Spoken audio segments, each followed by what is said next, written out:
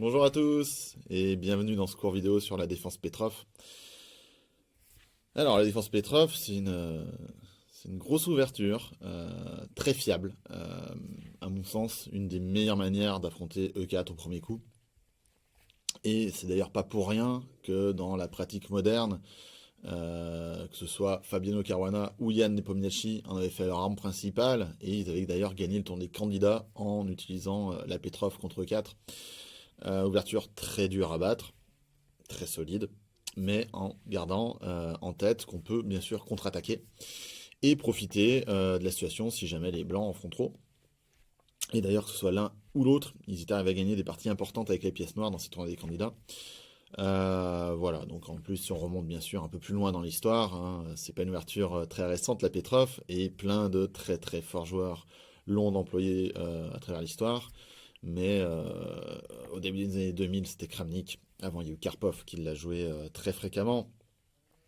Et donc, ouverture extrêmement solide et difficile à affronter pour les blancs. Alors, la Petrov, c'est quoi? C'est après E4, E5, cavalier F3. Au lieu de défendre le pion, les noirs contre-attaquent le pion E4. Donc, les blancs attaquent E5. Et donc, au lieu de le défendre, les noirs attaquent E4. Et ils disent aux blancs, bah, vous pouvez prendre le pion E5. Moi, je vais vous prendre le pion E4 si vous voulez. Donc là, bien sûr, les blancs ont un choix à faire. Le choix, bah, c'est donc soit de prendre E5, qui est quand même le coup principal, puisque c'était la menace des blancs, et il l'exécute, soit de défendre ce pion. Alors bien sûr, un coup comme D3 serait possible, mais un petit peu passif, mais par exemple KIC3 serait une option. Alors KIC3, on le regardera, ça aura un caractère quelque part indépendant, parce que ça ne sera pas à proprement parler la défense Petrov, puisque ce que je vais vous recommander dessus, hein, les blancs défendent le pion E4, on va faire la même chose, on va faire KIC6 pour défendre le pion E5, et ça va transposer dans la partie des 4 cavaliers. Euh, Cela dit, je vous donnerai mon avis dessus et quoi jouer avec les noirs. Alors, c'est pas forcément un coup que les blancs vont forcément vous jouer souvent, KIC3, mais certains de vos adversaires le feront, c'est sûr. Juste essayez, quand vous vous préparez, de regarder quel est son répertoire. Si sur E4, E5, cavalier F3, KIC6, c'est des joueurs réguliers de 4 cavaliers, il y a de bonnes chances qu'ils se disent « Ah, je vais faire une pierre de coups » et l'employer aussi contre la Petrov. Si c'est des joueurs qui jouent d'autres ouvertures, que ce soit peut-être l'écossaise, l'italienne, l'espagnole, c'est un peu plus gênant pour ce genre de joueurs, puisque ça leur fait jouer une autre ouverture de leur répertoire principal. Ce qui n'est pas impossible au demeurant, mais possible. Voilà. Donc, après cavalier C3, cavalier C6, ici il y a deux grandes manières de jouer pour les blancs, c'est fou B5 ou D4. C'est les deux, on va dire, les plus intéressantes côté blanc. S'ils font n'importe quel autre coup, parce que bien sûr les blancs ont plein de variantes, hein, ils peuvent jouer fou 2, ils peuvent jouer H3, ils peuvent jouer A3, ils peuvent jouer G3, ils peuvent jouer... Bon, il y a plein de façons de jouer. Quoi qu'il en soit, avec les noirs, on compte faire D5. Et on se saisit du centre. Donc on y reviendra dessus. Mais après KIC3, j'ai pas vraiment trouvé autre chose à vous recommander. Parce que la seule manière de jouer une ouverture quelque part indépendante serait de faire fou B4.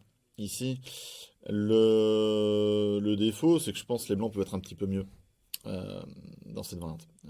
Voilà. Alors ça serait en fait, en gros, si vous regardez la position, c'est une berlinoise inversée finalement, hein, après fou B4. Mais l'idée des blancs, en fait, c'est de prendre ce pion, et après petit roc juste se développer, et sur tour 8 pour regagner le pion, le cavalier vient en D3, les noirs doivent changer, et c'est une position où les blancs vont jouer avec la paire de fous. Alors, vous me direz, on en a vu d'autres, et effectivement, hein, c'est pas une position perdante du tout pour les noirs. Mais il y a un petit plus pour les blancs, et c'est un peu dommage de leur donner du grain à moudre dans la position, alors que les cavaliers, objectivement, ça va très bien pour les noirs. Donc ça sera ma recommandation sur KIC3, KIC6. Euh, Après, donc on va en venir au fait et les grandes variantes de la Petrov. Donc comme je vous disais, KI5 est le coup principal ici. Les blancs peuvent aussi jouer D4, qui est une autre grande manière de jouer, pour rajouter de la pression au centre. Et les noirs ici ont deux manières de jouer, c'est soit E prend D, soit cavalier prend E4. Moi je vais vous recommander de faire cavalier prend E4, qui est le coup principal ici. Donc à noter que E prend D, c'est une manière possible de jouer. En général, les blancs font E5, le cavalier vient en E4, les blancs prennent en D4, et on fait D5 pour soutenir le cavalier. Les blancs prennent, cavalier prend, et on a une position extrêmement symétrique en termes de structure de pion. Simplement, les blancs vont avoir un petit avantage de développement, des pièces un peu mieux placées. Euh, et ils peuvent espérer peut-être avoir un avantage dans la position, mais ça peut être une manière de jouer que vous pouvez explorer de votre côté, bien évidemment. Donc, ce que moi j'ai étudié, c'est plutôt cavalier prend E4. Et dessus, il y a deux grandes manières de jouer pour les blancs. Fou D3, qui est un coup normal de développement pour attaquer le cavalier, et un coup pour rompre la symétrie dans la structure, c'est D prend E5, qui est un coup intéressant pour amener une position de combat. Euh, Ici, le coup qu'on regardera, ça sera D5, qui est assez logique, mais un pion au centre défend le cavalier. À noter, pour les joueurs qui s'en sentent capables et qui ont une bonne mémoire, vous pouvez éventuellement jouer fou C5 ici. L'idée, c'est bien sûr d'attaquer F2. Ça donne des ventes très forcées, très longues, qui vont vers une nulle. Le problème, c'est qu'on est sur un fil avec les noirs, et voilà. Donc, il faut avoir une mémoire, une bonne mémoire, quoi. Mais si vous vous en sentez capable, pourquoi pas, hein, on y reviendra dessus. Mais c'est possible. Mais D5, on va dire que c'est plus simple à jouer et à comprendre. Voilà, donc les blancs ici, s'ils se développent avec fou D3, vous pouvez reculer le cavalier et gagner un temps sur le fou. C'est plutôt une bonne chose de l'échanger. Et s'ils font cavalier D2 pour proposer l'échange, on peut échanger, bien évidemment, hein, c'est possible. Ou jouer un coup assez intéressant, c'est Dame D7. En fait, l'idée de Dame D7, c'est que si les blancs venaient à échanger en E4 et puis on prend, et qu'ils échangent les dames, on se fait plus déroquer. Dans le cas de figure, sur Dame prend D8, reprend D8, il y aurait cavalier G5 qui serait pénible. Là, bon, bah, plus vraiment. Donc Dame D7, c'était un coup inventé par Caruana, la première fois, et qui est assez à la mode en fait. Et tout va bien pour les noirs, mais ça donne des positions de combat. Et donc l'idée c'est de bien maintenir ce cavalier en E4, comme ça sur fou D3, vous pouvez faire cavalier C5 et réitérer l'attaque sur le fou. Donc D4, on a dit cavalier prend E4, fou D3, donc on va défendre ce cavalier hein, avec D5. A noter qu'ici il y a un coup marrant qui avait été inventé par Jacob Murray, c'est cavalier C6. En fait, les noirs se disent aux blancs, en fait, vous attaquez le cavalier, mais c'est pas vraiment une menace, puisque si jamais vous venez à prendre, je fais D5, et quand le fou recule, je fais une fourchette et je récupère mon matériel. Donc cavalier C6, c'est un coup marrant, oui, le coup est sympa, vient mettre une pression au centre, développe une pièce. Je crois que les blancs, s'ils veulent jouer pour l'avantage, il faudrait jouer peut-être cavalier prend E5 dessus. Cavalier prend, pion prend, cavalier C5 et peut-être fou C4. Et des ventes comme ça, D6, Dame F3, menace F7, on peut défendre. Les blancs peuvent peut-être échanger cavalier C3 ou faire fou E3, quitte à donner un pion, mais préparer le grand roc par la suite.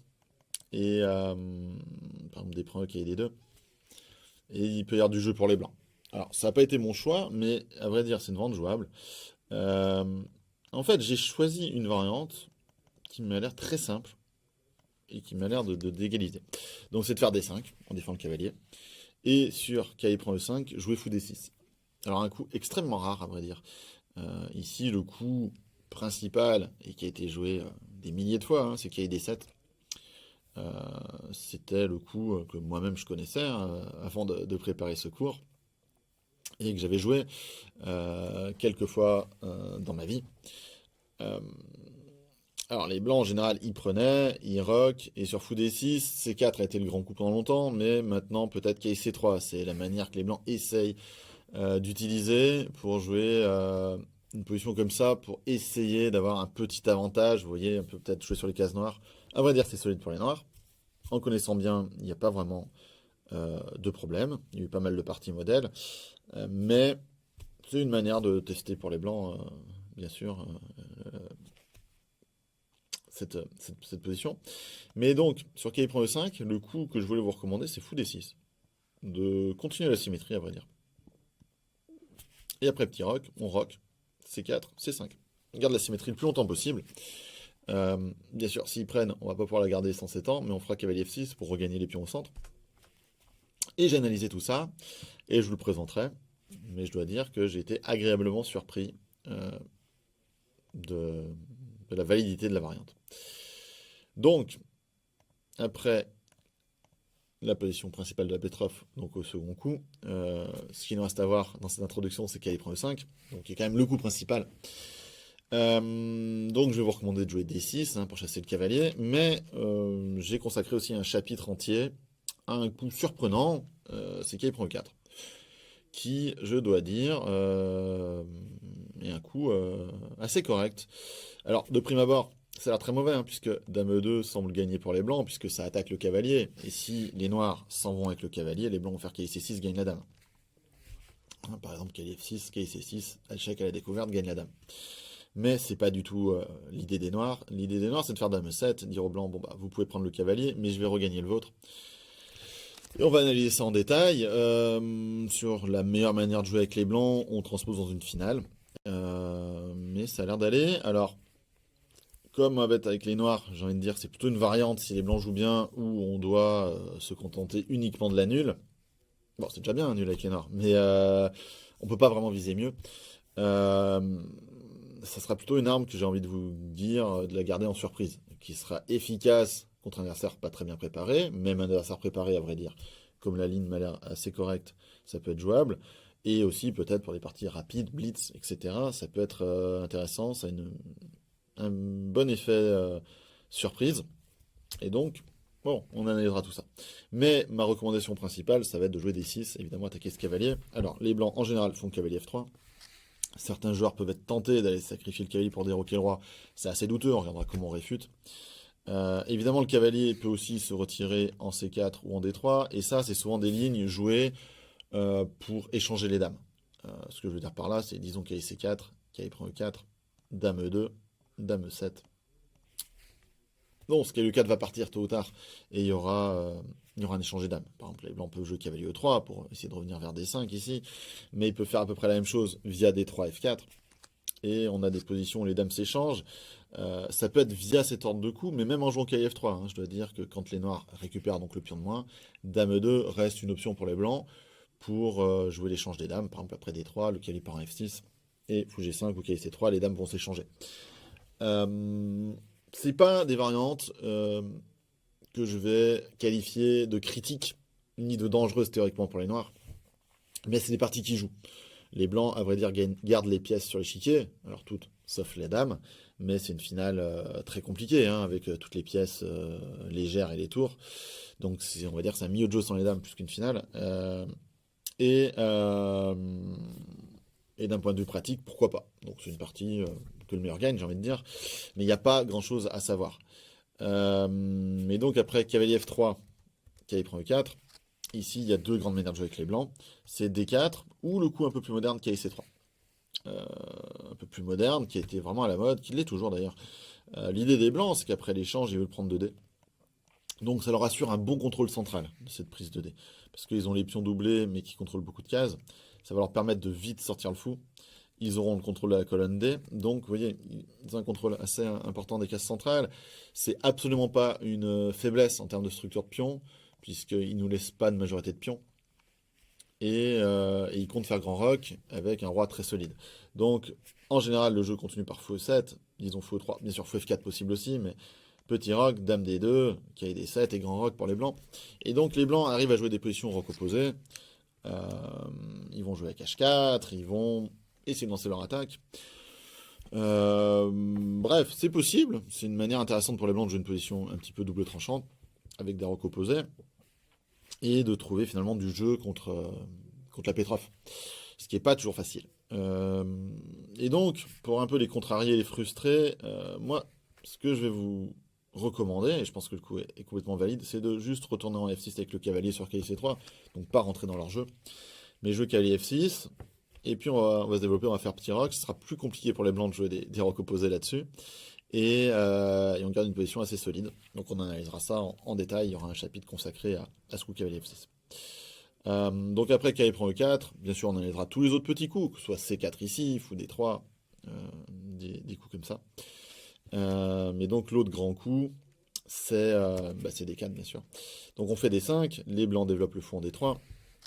Et donc ce fou est bien placé, et probablement les blancs veulent faire C4 par la suite, pour mettre une pression sur le pion D5, parce que vous voyez que la position est symétrique en termes de structure de pion, et qu'on a un cavalier en E4 qui est, ma foi, plus actif que le cavalier en F3. Mais en même temps, il est soutenu que par ce pion D5, donc les blancs vont essayer de nous le mettre sous pression. Ça va être un peu là-dessus qu'ils espèrent tirer profit de l'ouverture. Donc là, on est vraiment dans la structure de pion classique de la Petrov, hein, cette structure symétrique à 100%. Et le coup bon, que j'ai choisi comme ligne principale, c'est de venir supporter notre cavalier et de faire fou F5. Alors c'est une vente assez à la mode, je vais dire, qui était pas, qui est toujours pas d'ailleurs la vente principale. La vente principale, on va dire que même il y en a deux, c'était soit de jouer symétrique avec fou D6, c'est comme ça d'ailleurs que Caruana et Nepomniachtchi jouaient quand ils employaient la Petrov, ils avaient cette position, et après Roc, C4, faire C6. C'est assez solide. J'avais joué comme ça, moi, à l'époque où je jouais un peu la Petrov avec les Noirs, et je trouve que c'est une vente complètement correcte. Il n'y a rien de mal. Je pense pas que jouer fou F5 soit plus fort que fou D6. Simplement, c'est un coup à la mode. Et donc, de toute façon, il fallait bien que je fasse un choix. Donc pourquoi pas. À noter que la vente traditionnelle, historique dans la Petrov, c'était plutôt de jouer KIC6 et fou E7. Alors, soit commencer par fou E7, soit avec KIC6, peu importe, les deux sont possibles. Mais cette position-là. L'idée du cavalier en C6, souvent, c'est de pouvoir sauter en B4, retirer donc ce fou D3 qui met la pression sur E4, et soulager donc le cavalier E4. Voilà. Donc ça, les ventes que je monte là, c'était vraiment la vente historique de la Petrov, où il y a eu énormément de parties dessus. Beaucoup dans les débuts des années 2000 d'ailleurs, et qui est intéressante, mais on va voir que ça peut ressembler finalement à ce qu'on va jouer. Donc avec notre coup fou F5 que je vais vous recommander. Donc voilà, l'idée c'est de se placer pour bien défendre notre cavalier. Bon, les blancs vont a priori roquer. On va se développer avec fou E7. C'est important quand même de bloquer cette colonne E. Hein, le fou ici, voilà, il se met devant le roi. Et donc, vous l'aurez compris, si les blancs venaient à jouer C4, on peut prendre. Voilà, c'est l'idée d'avoir ce fou F5. Et donc les blancs peuvent reprendre, bien sûr, rien de mal, mais ils ont un pion isolé, donc ça change la structure de pion. Et on va simplement donc roquer quand même et finir notre développement. Mais c'est une des grandes variantes, bien sûr, ce coup C4, donc on l'étudiera assidûment. Et après, donc tour 1, sinon c'est l'autre option pour les blancs, c'est de venir donc mettre la pression sur E4 pour préparer C4. On va roquer. Et donc C4 maintenant devient possible sans qu'on puisse le prendre.